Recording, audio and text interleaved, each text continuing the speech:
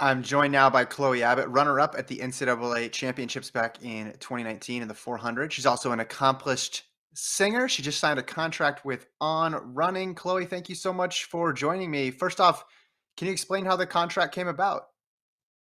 Yeah, so in the beginning of the season, of course, planning to run for Kentucky, no doubt about that. And then my mom was like, "Hey, we have two agents that we just kind of found, and we're gonna just see if they can get you any type of contract or something like that."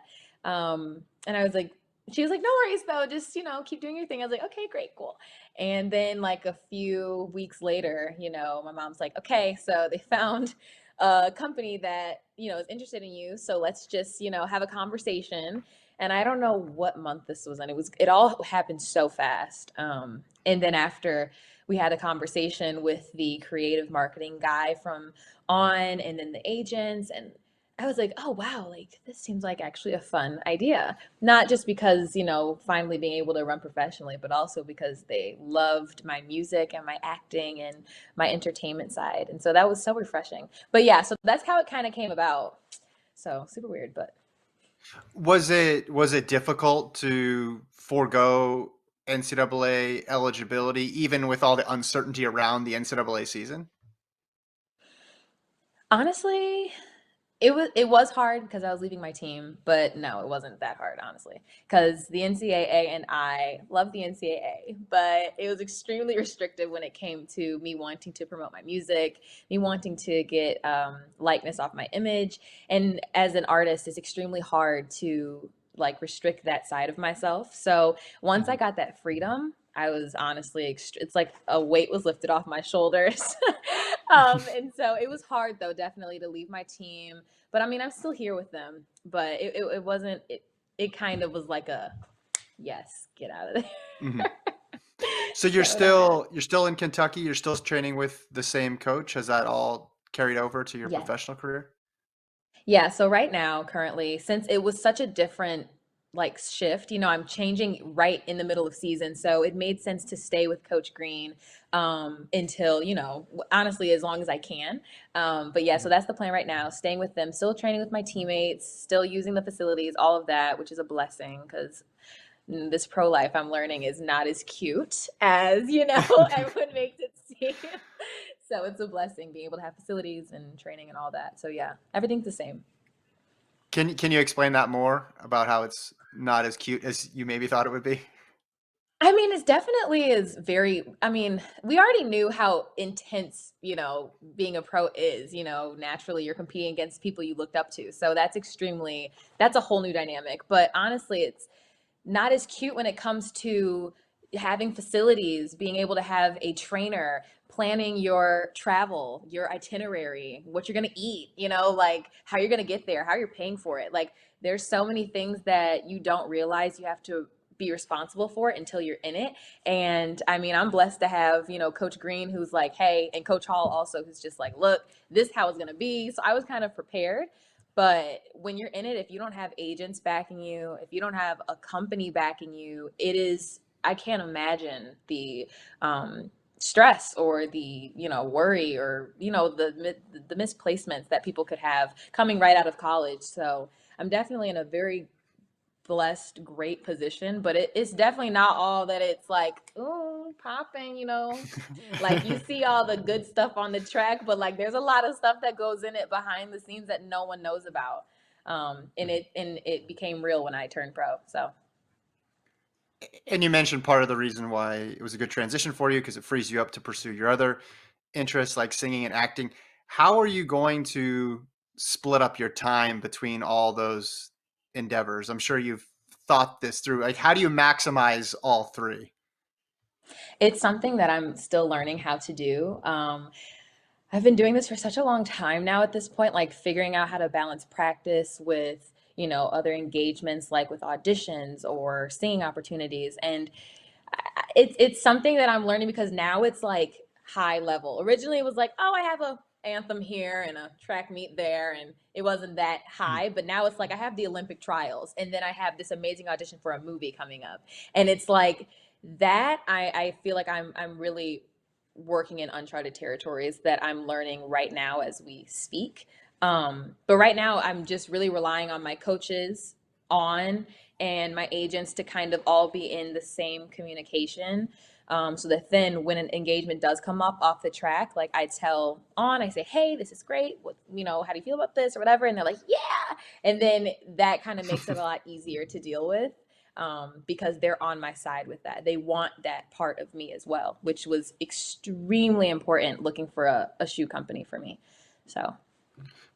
Of those, of your three main interests, which was the hardest to do at a high level in the midst, or which is the hardest to do in the midst of a pandemic? I mean, I've heard obviously a lot of stories covering running, but I've also heard, singers and songwriters having to basically like record in their house and not even be in the same physical location as people who are in the same band. Like what's been the most challenging part for you amidst the pandemic? I think the hardest thing to do is the acting. Track, you have your team, you have practice, you have meets, and everyone's on the same page about we want to get these athletes out to run. Everyone is Mhm. backing that. When it comes to singing, you naturally are always kind of working on your own. You're kind of trying to create music, sending things to people via computer, getting in the studio. That really never changed. It changed a little bit, but not too much. But the acting piece, extremely difficult. Having auditions, having to being able to work on a set with like a whole bunch of different people, like working in the acting realm is already hard because you have all these proponents, but like now it's like you have to just kind of get a camera, find some friends, make a monologue, put it together, send it to people, and just hope that, like, someone's interested. Unless you're like Zendaya, who just has a really great guy, and then they find, a place to do an acting thing, and then they end up being on Netflix. It's Right, so right, different right. for everyone.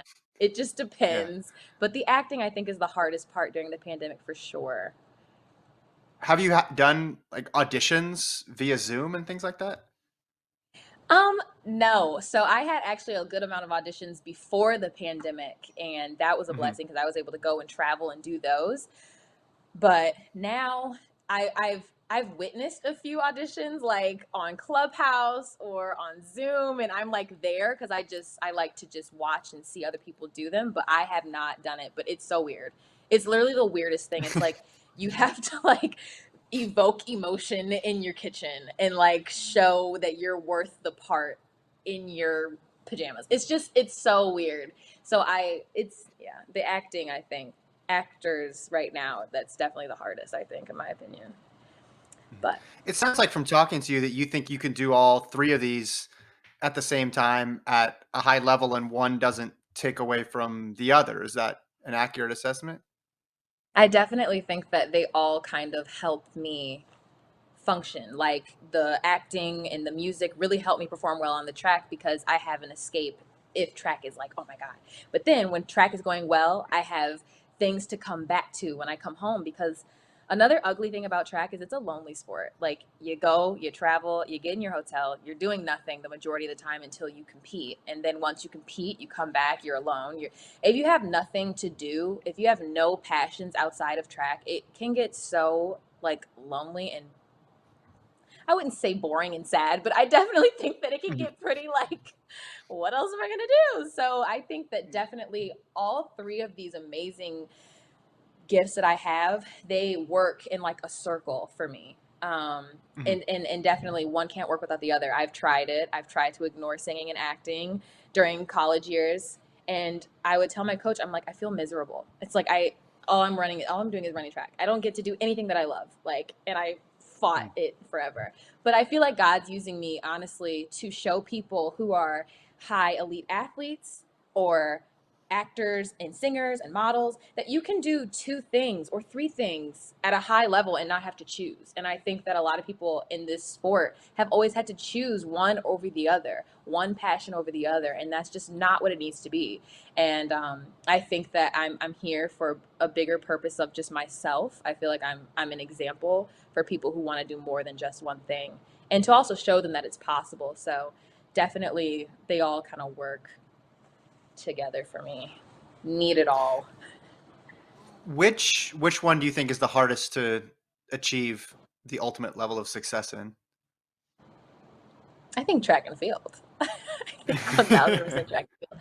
I mean, the only reason why is because track is more so about numbers, and if you Mhm. don't compete and run, you people see that, and then it's like, oh well, numbers don't lie. Like period. At the end of the day, social media stuff, all that doesn't matter. You line up on the track, whoever wins that day is the best, and whoever's the most consistent is the best.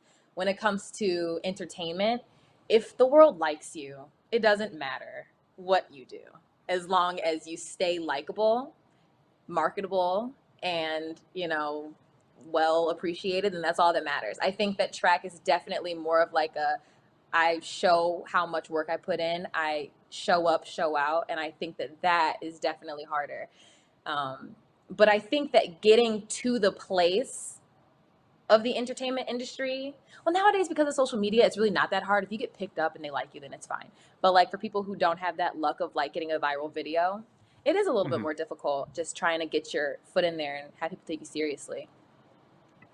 Yeah, that was my first thought. I mean, being elite in none of those three. That was the conclusion I came to from an outside perspective, because it's the subjective versus the objective, and you can't you can't hide it in track and field. Not to say there's certainly people you have to have a baseline No. level of skill in singing and acting too, but there is no way to hide from it. And I'm wondering with you, you talked about how sometimes in college when you were just running, you were a bit miserable. Is part of it like scratching the itch on like both sides, like the subjective level of success, but also having an objective proof of like, man, I ran 50.9 in the 400. Like, you can't say anything to me. That's what I did, right? Whereas singing and acting, someone can always nitpick and say, oh, you're not as good as this, or you could have been better, or I just don't like that because it's not my flavor.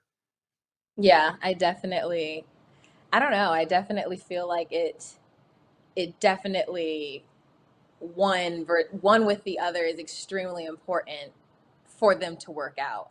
Just because, like you said, it's just one helps the other. And when you have a passion for two of those things or three things, it's like if you don't get to take your mind off of that thing, that 50.9, that race, that oh my gosh, and you have nothing to do on the other side, and it's like Mm-hmm. my life. And with me, like I said, my passion has always been acting and music. For the longest, I used to fight track and field. I used to be like, it's taking away from me being a star. I don't ever have any time to go do auditions and dance classes, and I can't dance because I have to be off my feet, and I can't wear heels. And I fought it for so long, and I just never found success in that. But then when I embraced both of them, it was like it just clicked, and it was like a harmony, and Mm-hmm. it just, I don't want to go back ever, I ever. see your some of your some of your musical influences: Janae Aiko, John Legend, Sam Smith, and Etta James. And most people in the track world have probably heard you sing either the clips from the national anthem or in the mix zone a couple of years ago. I made you sing, and people are like, "Why'd you make her sing? She just ran a 400." And I said, "I think she wanted to sing. She could have just said no. I Totally. wouldn't have taken it personally." But they probably don't know as much about your acting. Like, who are your role models in the acting industry? Oh my God. There's so many. Okay, to dial it down, Angela Bassett is one of my favorite actresses of all time. Angela Bassett kills every single role, in my opinion. I think Viola Davis is also a really great role. I love Viola Davis because of how she prepares a role. She like gets into the character, studies the character, like genuinely lives as the character outside, like in her life, and then the way that it's portrayed on TV in commercial, it's just inspiring her preparation. And I've been trying to adapt little things from different actors. um those are my two that I don't mind discussing. I really like those two women the best. I think they're my inspirations when it comes to acting, just because of how, and also they have such a like they put on different roles. They're always taking on different roles. They're not always the same role. There's those actors that like what they're gonna be doing. Like Issa Rae, to me, I really like her, but like I know what she's gonna do.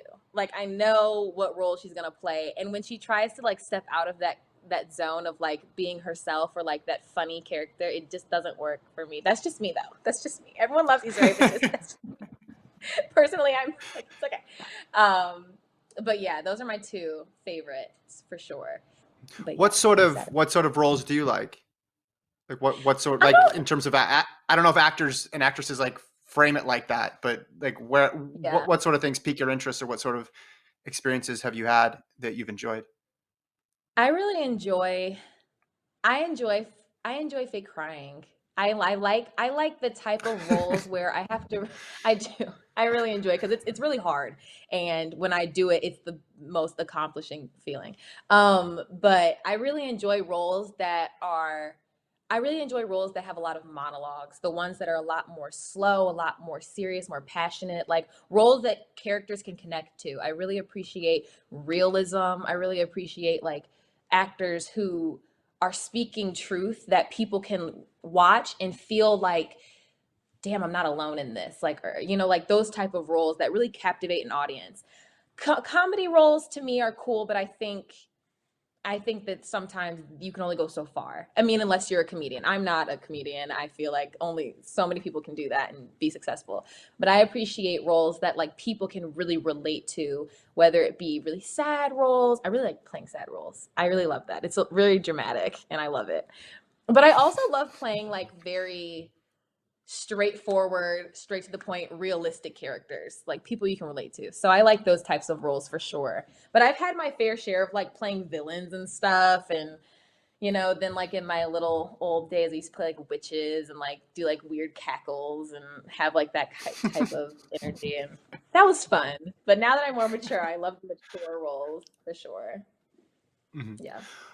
And tell us, or tell me about I know you have a song that's coming out in honor of Black History Month. Can you tell me more about it? Slim Thin is my new song that I'm dropping tomorrow, February 13th.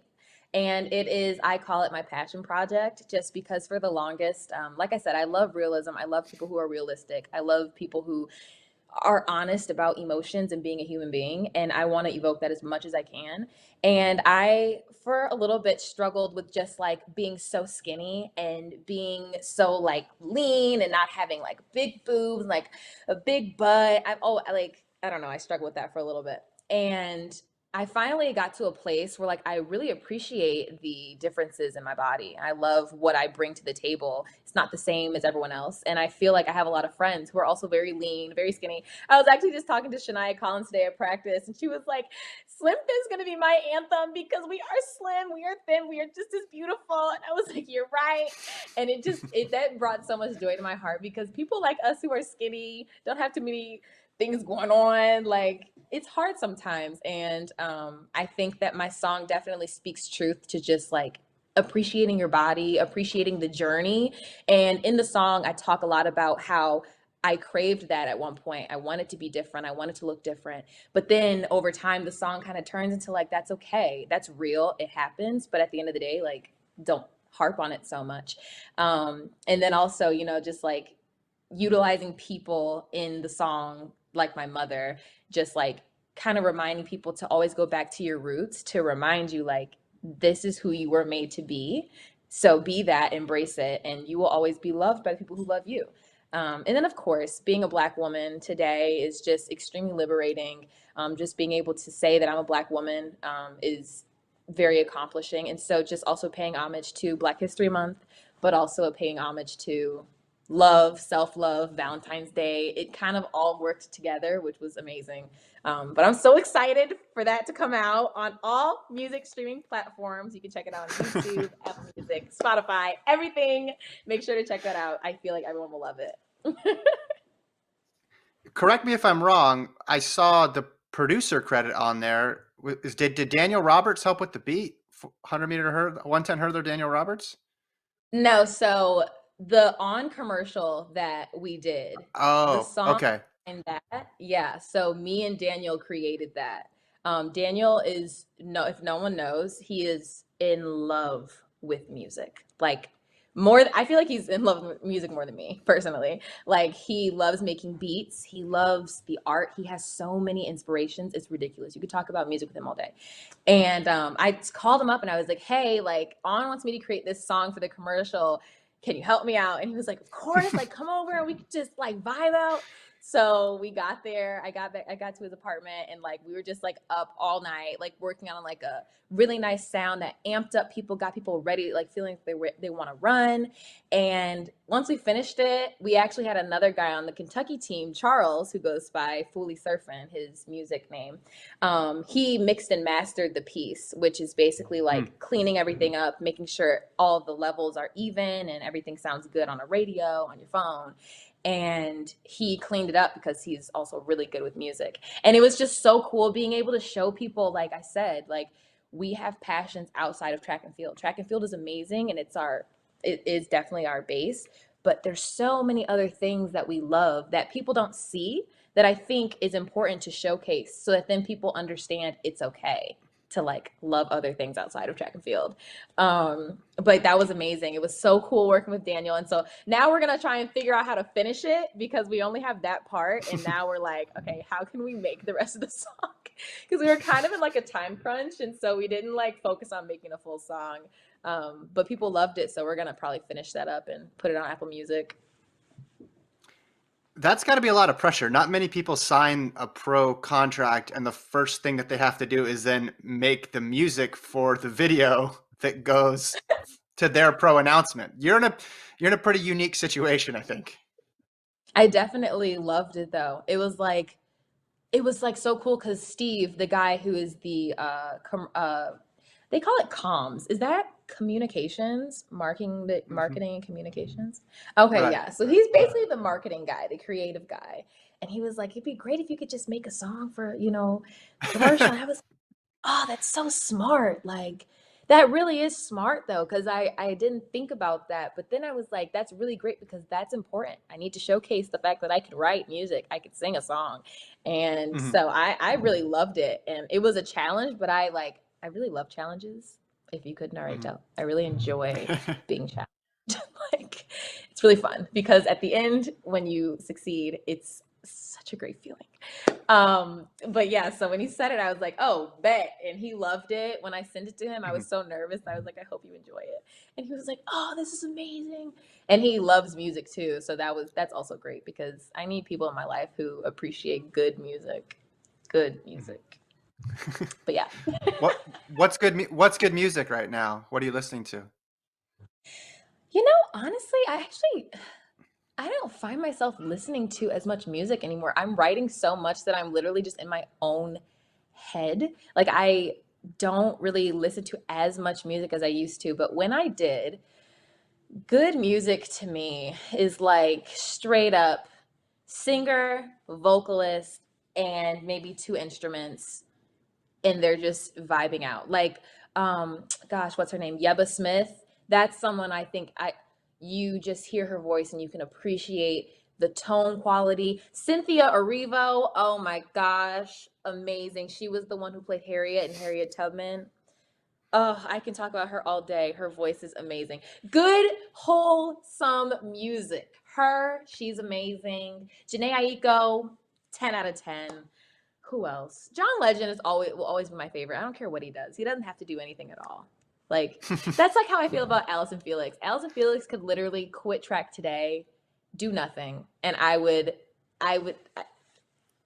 you. Like hands down. I don't care. I don't care what anyone has to say. I enjoy her so much.